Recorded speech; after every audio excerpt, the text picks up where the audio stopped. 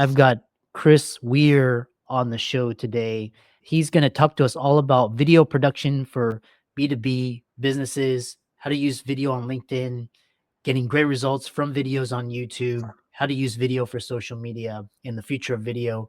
It's a really important topic for those thought leaders and influencers. I'm really happy to have him on and pick his brain. So, Chris, welcome. Thank you much, Chris. Nice to meet you. Yeah.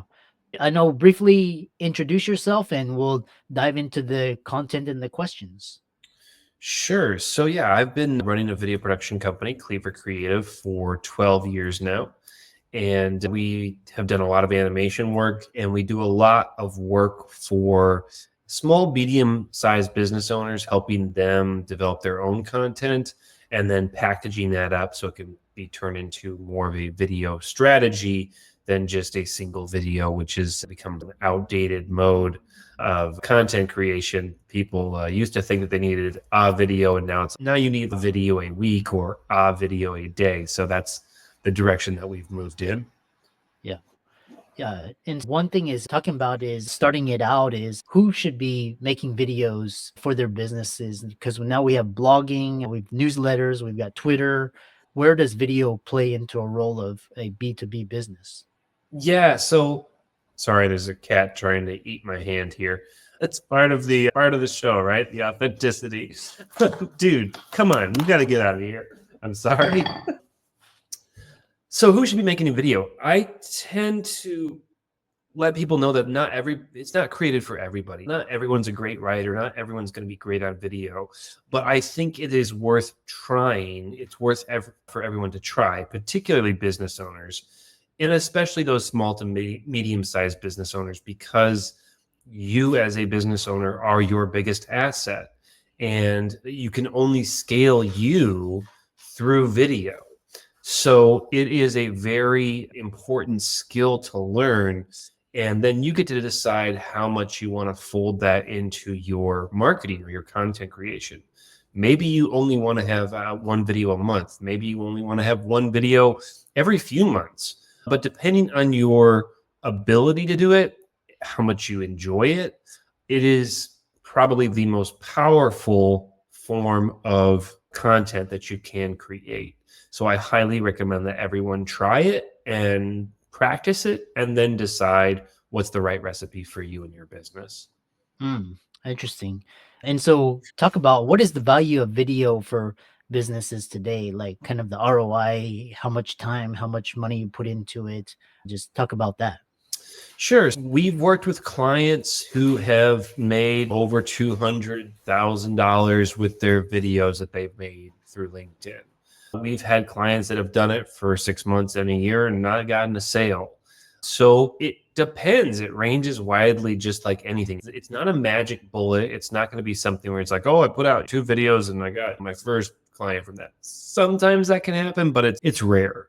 It has to be a part of a longer term strategy to figure out how do you leverage that. And typically what I recommend people do is when they're trying to think about their investment or their time is to just simply write down 10 frequently asked questions that you get about your business and write down 10 questions that you don't get but you wish you got. And if you do that, you end up with 10 short pieces of content that you can then look at and go, oh, that's actually a nice piece that I could put out for my network and give them a little bit more background on how we work. What do we do? What's the point of our work? What's the reason behind our work? What's our mission? These types of things. And if you just start with that, you could knock out easily 10 or 20 answers to those questions in a couple of hours. And these are questions that you're really answering all the time at networking events and when you're talking to people. Now you've just taken the time to record it, and you can put it out there and see what people say about it and see if people ask more questions or you can get a discussion started. So if you are actually taking the time to track the work that you're doing, the wins that are happening, and even sometimes the challenges that are happening with your work, this stuff is happening every single day. You just have to write it down and then make a point of it to sit down and record it once a month or once a week. So I would say as investment goes, once you get the hang of it, I would say it's probably one of the easier ways of capturing the stuff that you want to talk about anyway. Mm, interesting. And so the next question is, how is a B2B video different than B2C video, and and how do they work? Sure. So B2C is going to be more traditional marketing where you're going to create a commercial or a series of commercials and you're going to try and blast that out to a fairly wide audience to make a lot of sales. Obviously, B2B, you're having less sales that are typically a higher ticket item. And so therefore you have to make less sales, but you have to hit people with more information over a longer period of time. An example of this is one of our clients is an industrial engineering company. And so their services are pretty complex. They're talking about Lean and Six Sigma concepts. They're talking about strategies for management. They're talking about efficiencies across manufacturing, all these different things. It takes longer to get that audience, your network, educated as to the complexities of your business. So you need to have more messages and they have to sometimes be more in depth and honestly less entertaining. They're like, for the people who like it, they're going to sit there and watch the whole thing. But as opposed to B2C, that's going to be something selling like Cheerios or toys or whatever, things that we're going to buy for one time and then move on to the next thing. Mm, interesting. So now that we know the differences between B2B and B2C business videos, talking about creating effective B2B videos, how long should a B2B marketing video be? What should a B2B video marketing strategy include? And give some examples. What type of videos work best? Sure. So yeah, I would start with those FAQs because that gives you a broad idea of just the typical things that people are asking you about your business and what you would like to be talking about. Um, as far as the length goes, I typically tell people when you're just getting started, if you're going to be creating content for yourself, try and keep it within 1 to 3 minutes. But if you get going on a topic, don't censor yourself. Let yourself ramble a little bit. Give yourself permission to do it in this long, rambly way and be a bit forgiving with yourself and put it out there and see what people say. Some people are just natural at video and just are able to get to the point and say what they want to say and wrap it up and be concise about it. Other people take a longer time to do it. As you're getting started, I don't see it to be a good advice to tell people to be, oh, you got to keep it short. You got to keep it under 1 minute or less, because that just trips people up and they end up not being able to get to the point that they want to say very quickly. And it creates undue pressure on them to actually get their message across. As you create more, as you do it for a few months in a row, you will naturally get better at keeping things concise, at understanding the format of like having kind of a hook at the beginning, getting right to your point, and then having a call to action at the end. Like all these things happen over time as long as you keep practicing. But I don't typically try and tell people to keep it short to begin with. I have videos that we've put out on LinkedIn that are close to 8 minutes that people really, because it's teaching them something, it's teaching them something very in depth about what they're doing in their content creation. In general, though, if you want just a general rule of thumb, I typically say between 1 and 3 minutes is good. It all really depends on how much value are you providing. And generally, I heard a documentary filmmaker say, make the movie as long as it is good. So as long as you're creating good content, you can keep going. And if you can spare something or cut something out, then cut it out by all means. But I think the most important thing is just try some and see what style works for you. Mm. And talking about platforms and distribution, where should B2B businesses post their videos? Should it be LinkedIn or YouTube or other social media platforms? And go ahead. Yeah, definitely LinkedIn. LinkedIn is probably my number one recommendation. It's the place where we have grown the most because 5 years ago, video really wasn't a big thing on LinkedIn. So if you made videos on LinkedIn, you were going to get some notice. YouTube is also really good. YouTube Shorts, especially, still get a really great organic reach. And I think that's a great place to test things out as well. The challenge with LinkedIn is that it is your network. So you might put something out there and it falls flat and you're like, oh, I wish that had performed better than it did.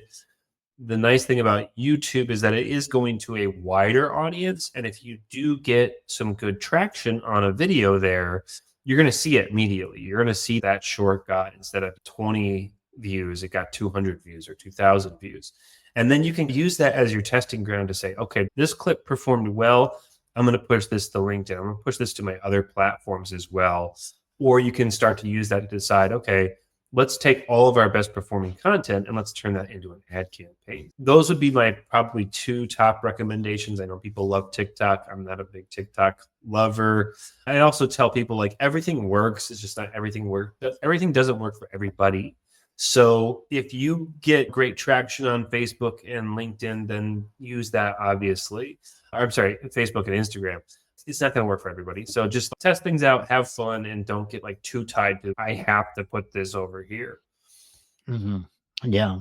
And how does one optimize their B2B videos for SEO? So there's tools that you can use for that. Uber Suggest is a really good free tool that I recommend to people. You can also just use the large language models, ChatGPT, and those types of things, and say, hey, here's my idea for a title. Can you optimize this for search? And just ask it to. You do want to have a catchy title. You do want to have a catchy hook to your videos, but I try and tell people not to get too tripped up in trying to hack that algorithm and go, oh, I got to have this catchy title and this amazing thumbnail, especially for B2B stuff. Because if it comes across as too salesy, I think people tune out who are really serious business people. So the most important thing is that it's authentic to you and that it's communicating to your audience. And I usually recommend that for people when they're trying to come up with a title or they're trying to come up with what they want to say, is think about people in your network who are actually watching this stuff and how are they going to react to it, and make that content for them. Make it for the people who actually need it and who you actually know will be watching it. And that, to me, feels a bit more authentic than trying to get too into the algorithm game or the I want to get 8 million views kind of thing. You don't really need that on LinkedIn. You need 80 views, not 8 million. Mm, yeah. So in terms of production and budgeting, someone listening to this, if they want to get started or they wanted to up level their productions, what the cost range to produce a video, or do they need a team or equipment, or creating high quality videos on a budget? Sure. Like that's the nicest part about today is, like, you and I are recording these podcasts from our home offices and it can go out to the world. You don't need a lot. There's not like a high barrier of entry to getting started. All you really need is your phone to get started. And I recommend people do that for their first video or first handful of videos. Take your phone out, hold it up, think of those 5 FAQs and answer them one at a time in 5 different clips, and then go back and look at it and see what you think about it. As you go forward, yes, you may want to add some more production value. You may want to add subtitles. There's free apps out there as well. We use Descript as one of our apps for adding subtitles, and it's fantastic. So the barrier entry, I would say, is pretty low. Like, you can start for free. We've done video packages for sales videos up to $60,000. So there's a wide range in between there. But we have clients that are $500 a month. So it's a pretty wide range. And for that, we do a lot of coaching and helping them figure out what the topic should be and taking that footage and editing it. So there's quite a wide range there. But the nicest part is that you can just get started on your own. Yeah. And to finally conclude, talk about the trends and future of B2B video marketing. Like, what are the latest trends, and how will Gen AI impact? What's the future, and how can businesses prepare for the future? Yeah, it's interesting. I'm sure it's a fascinating time to be making content. AI text to video is growing rapidly. It's changing rapidly. What started out last year is a couple different AI text to video generators has now turned into 10, 20, something like that. And they're all going to be getting better. And I don't know if you've used HeyGen, the app, before, but it's a way to clone yourself. through video. And I did that last year and made a couple videos of it just to show what it could do. And everyone that I showed it to didn't realize that it wasn't really me. They're like, oh, you Wow. seem a little low energy, you seem a little flat, but that's okay. I was like, yeah, but that wasn't actually me. And it took a minute for people to be like, oh, what are you talking about? Yeah. Yeah, text to video cloning is here already. It's going to get weirder, basically. I mean, things are going to continue to get weirder. There's going to be more content that is essentially going to be made by people that don't exist. So that there is this other opportunity, right? Because if you are a real person, you can continue to make real content, which can separate you from the huge waterfall avalanche of AI content that is already coming our way. So I highly recommend creating organic, real content, because there is going to be more stuff flooding our feeds, and it is going to continue to be harder to tell what is real and what is not. It's strange, it's fun, it's interesting. I tell my whole team that we want to put one piece of AI generated B-roll into all of our content, just so that we continue to experiment and push and see what can we make, what creative thing can we do, what can we do with this technology, as well as just stay on top of like how quickly it's changing, because it's changing pretty darn quick. Yeah. How can people find out more about you and learn from you and connect with you? Sure. LinkedIn is my favorite place to go. So they can just search for my name there at Chris, Chris, Weiher, Weiher, Weiher. You can search for me there, or they can go to our website, cleavercreates.com. It's awesome. Excellent. Thanks so much for an engaging podcast and for coming on and giving your expertise, and keep up the great work. Thanks much, Chris. It was a pleasure talking to you.